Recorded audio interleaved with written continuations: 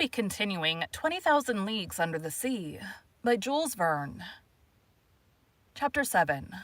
The Mediterranean in 48 Hours.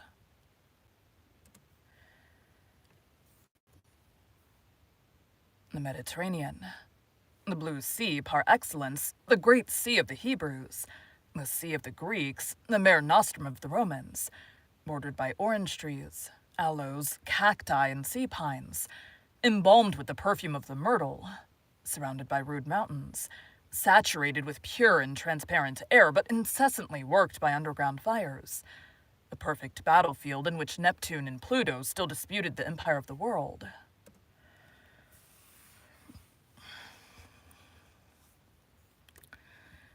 It is upon these banks, and It is upon these banks, and on these waters, says Michelet, that man is renewed in one of the most powerful climates of the globe. But beautiful as it was, I could only take a rapid glance at the basin, whose superficial area is 2,000,000 of square yards. Even Captain Nemo's knowledge was lost to me, for this puzzling person did not appear once during our passage at full speed. I estimated the course which the Nautilus took under the waves of the sea at about 600 leagues, and it was accomplished in 48 hours. Starting on the morning of the 16th of February from the shores of Greece, we had crossed the Straits of Gibraltar by sunrise on the 18th. It was plain to me that this Mediterranean, enclosed in the midst of those countries which he wished to avoid, was distasteful to Captain Nemo. Those waves and those breezes brought back too many remembrances, if not too many regrets. Here he had no longer that independence and that liberty of gait which he had when in the open seas, and his Nautilus felt itself cramped between the close shores of Africa and Europe.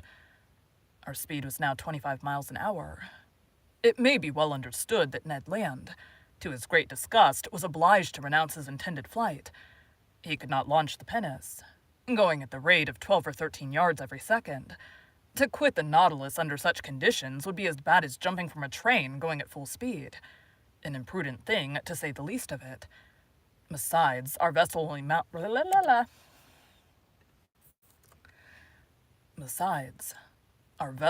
mounted to the surface of the waves at night to renew its stock of air. It was steered entirely by the compass and the log. I saw no more of the interior of this Mediterranean than a traveler by express train perceives of the landscape which flies before his eyes.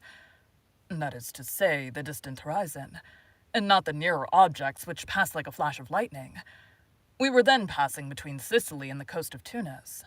In the narrow space between Cape Bon and the Straits of Messina, the bottom of the sea rose almost suddenly. There was a perfect bank, on which there was not more than 9 fathoms of water, whilst on either side of the depth was 90 fathoms. The Nautilus had to maneuver very carefully so as not to strike against this submarine barrier. I showed Conseil on the map of the Mediterranean the spot occupied by this reef. "But if you please, sir," observed Conseil, "it is like a real isthmus joining Europe to Africa." "Yes, my boy. It forms a perfect bar to the Straits of Libya, and the soundings of Smith have proved that in former times, the continents between Cape Bocco and Cape Farina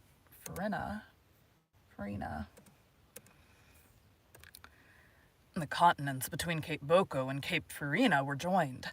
"I can well believe it," said Conseil. "I will add," I continued, "that a similar barrier exists between Gibraltar and Ceuta, which in geological times formed the entire Mediterranean." "What if some volcanic burst should one day raise these 2 barriers above the waters?" "It is not probable, Conseil." "Well, but allow me to finish, please, sir. If this phenomenon should take place, it will be troublesome for Monsieur Lesseps, who has taken so much pains to pierce the isthmus." "I agree with you. But I repeat, Conseil, this phenomenon will never happen. The violence of subterranean force is ever diminishing. Volcanoes, so plentiful in the first days of the world, are being extinguished by degrees. The internal heat is weakened. The temperature of the lower strata of the globe is lowered by a perceptible quantity every century to the detriment of our globe, for its heat is its life." "But the sun?" "The sun is not sufficient, Conseil.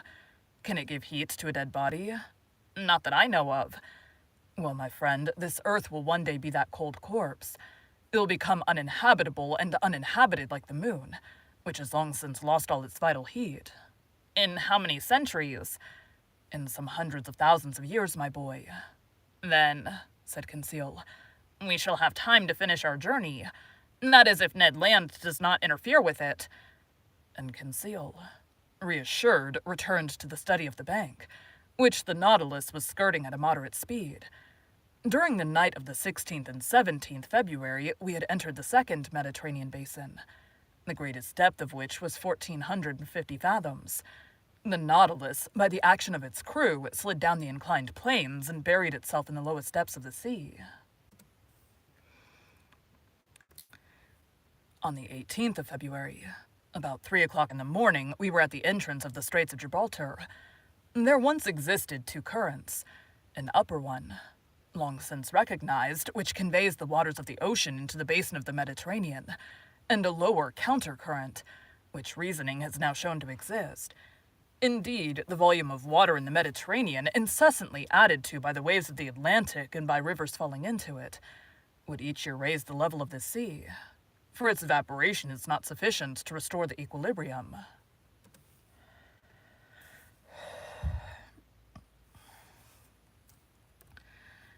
As it is not so, we must necessarily admit the existence of an undercurrent, which empties into the basin of the Atlantic through the Straits of Gibraltar, the surplus waters of the Mediterranean. A fact indeed, and it was this countercurrent by which the Nautilus profited. It advanced rapidly by the narrow pass. For one instant, I caught a glimpse of the beautiful ruins of the Temple of Hercules, buried in the ground, according to Pliny, and with a low island which supports it. And a few minutes later, we were floating on the Atlantic. Thank you for joining Bite at a Time Books today, while we read a bite of one of your favorite classics. Again, my name is Bree Carlile, and I hope you come back tomorrow for the next bite of 20,000 Leagues Under the Sea.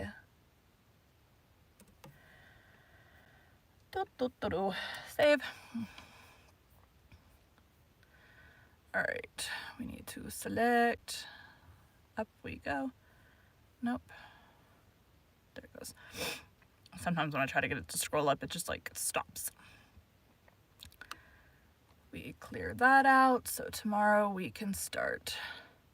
I also like seeing as I go, it shows, a progress bar of where in the document you are. And so I like seeing that get where I'm covering more and more of the document. We're on chapter 8 of 23 in part 2, so we're getting close to the end. Thanks, guys.